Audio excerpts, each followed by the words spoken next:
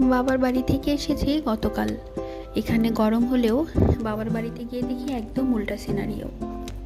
একদম সেখানে গরম নেই, বরং রাত্রেবেলা কম্বল গায়ে দিতে হয়। যাই হোক, তো এই ঠান্ডা গরমের পাল্লায় পড়ে যখন আমি ঢাকায় ফিরলাম, আসার পরে আমার শরীরটা বেশ খারাপ হয়ে গেল। অনেকটাই শ্বাসকষ্ট বেড়ে গেল আর সর্দিটা অনেকটা চেপেছে। যাই হোক, তাই আজ ভাবলাম সকাল সকাল উঠে একটু লাল চা করে খাই আদা দিয়ে।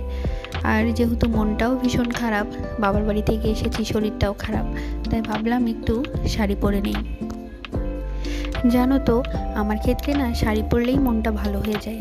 শাড়ি পরে একটা বড় টিপ দিয়েছি, একটু সিঁদুরটাও মোটা করে দিয়েছি, মনটাও ভালো হয়ে গিয়েছে। অ্যাটলিস্ট অনেকটা ভালো ফিল হচ্ছিল। বাড়ি থেকে আসার সময় মা তার আদরের জামাইয়ের জন্য খাসির মাংস আর পাটিসাপটা পাঠিয়েছে।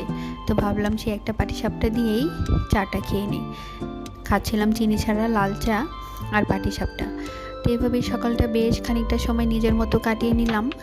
আর অনেক কিছু ভাবলাম, অনেক কিছু কল্পনা করলাম কিভাবে কি করব। বাড়ির কথা খুব মনে হচ্ছিল আর মায়ের কথা খুব মনে হচ্ছিল। আর জানো তো, পাটিসাপটাটা এত মজা হয়েছিল, ভিতরে দেওয়া ছিল একদম দুধের ক্ষীর। তো সেই ক্ষীর দিয়ে পাটিসাপটাটা আমি অন্য কোথাও খাইনি, শুধুমাত্র আমাদের বাড়িতেই খেয়েছি। আর এটা একদম দুর্দান্ত হয় খেতে।